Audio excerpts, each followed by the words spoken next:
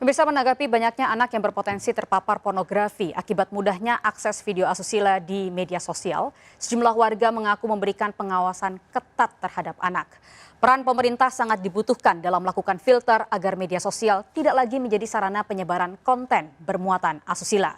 Lantas apa tanggapan warga terkait fenomena anak yang mayoritas pengakses video asusila mirip artis? Berikut rakyat bicara pekan ini, waspada paparan pornografi pada anak.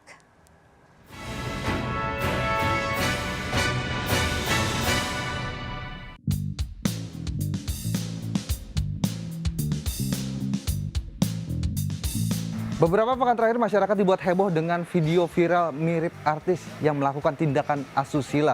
Ini tentunya meresahkan bagi orang tua di mana remaja dan anak-anak dapat mengakses secara mudah video tersebut. Lantas bagaimana cara orang tua menindaklanjuti dan juga menutup akses tersebut bagi anak-anaknya? Dan apa pendapat masyarakat menanggapi hal ini?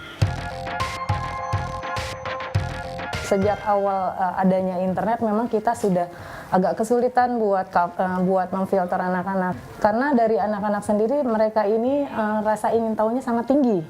Ketika dia tahu dari orang lain hal-hal yang sedang viral, lagi fenomenal, akhirnya dia akan cari tahu sendiri. Tapi kalau misalkan kita sudah dekat sama anak, otomatis anak sebelum mencari tahu dia akan tanya dulu nih. Kemarin juga saya lihat di Twitter, terus juga di Instagram banyak teman-teman atau remaja ini minta link porno itu. Nah, Ibu menghadapinya bagaimana? Kita harusnya sebagai orang tua memfasilitasi untuk memberikan email itu yang masih terlink dengan kita. Di mana kita sebagai orang tua tetap bisa membuka apa saja nih yang mereka akses selama ini.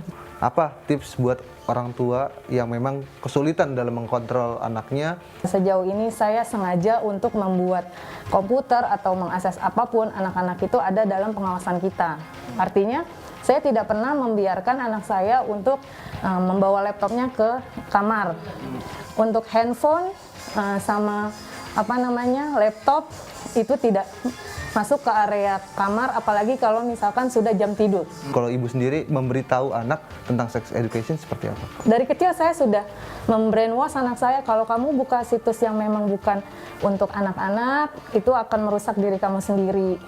Dan kalau sudah rusak otak kita, itu agak susah buat memperbaikinya lagi. Ketika dia melanggar, maka artinya dia siap terima punishment apa yang sudah kita sepakati dari awal. Pastinya orang tua juga harus selalu update. Jangan kalau misalkan wah aku nggak tahu, atau misalkan kita sama-sama cari tahu.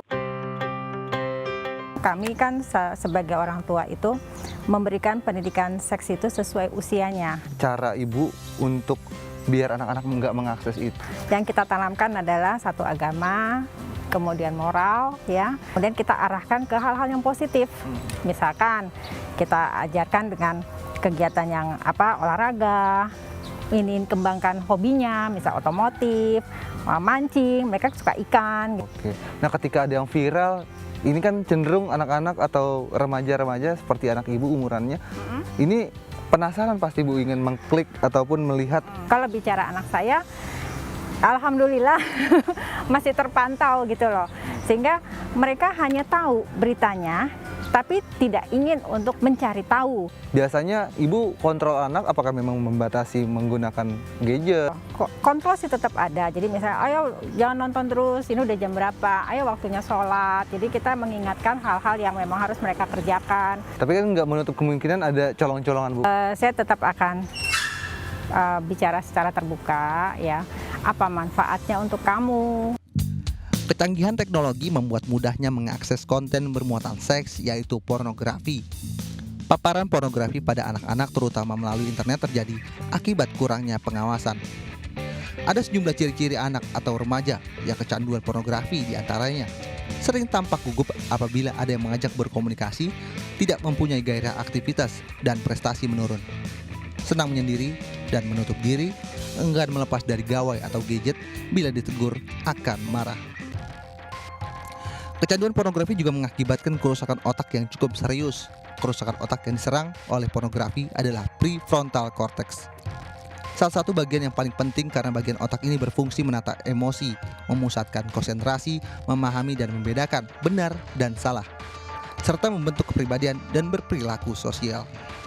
Dibutuhkan peran serta orang tua dalam membina, mengawasi remaja maupun anak-anak agar bisa terhindar dari bahaya pornografi.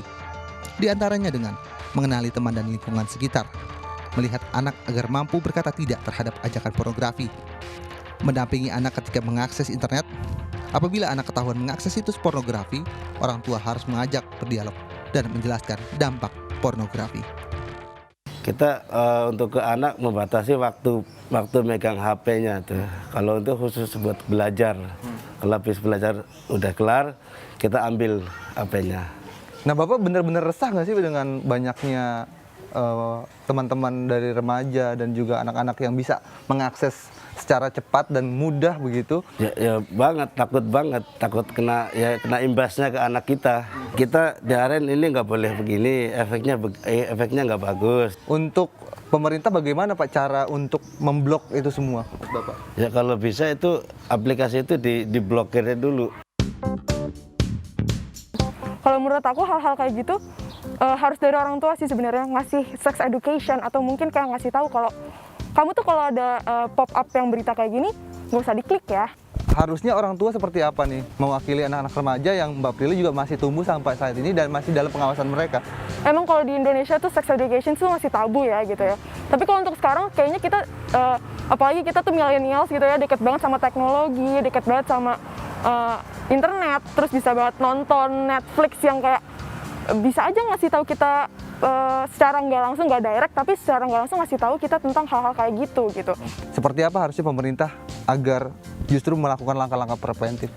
Sebenarnya kalau udah kayak gini mau dipreventif menurut aku kayak ya udah kesebar gitu. Kayak harusnya dari awal sih kayak lebih dibatasi cara penggunaan internetnya kalau menurut aku ya.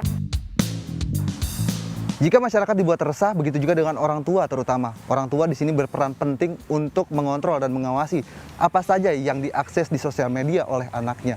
Dan tentunya pornografi ini sangat bersangkutan dengan kesehatan mental anak dan edukasi mengenai seks sangatlah penting. Menghindari anak-anak untuk mengakses secara langsung video pornografi. Demikian Rakyat Bicara pekan ini bersama saya Hasbiol dan juga juru kamera Sutrisno beserta Raga Firdaus. Sampai jumpa pekan depan.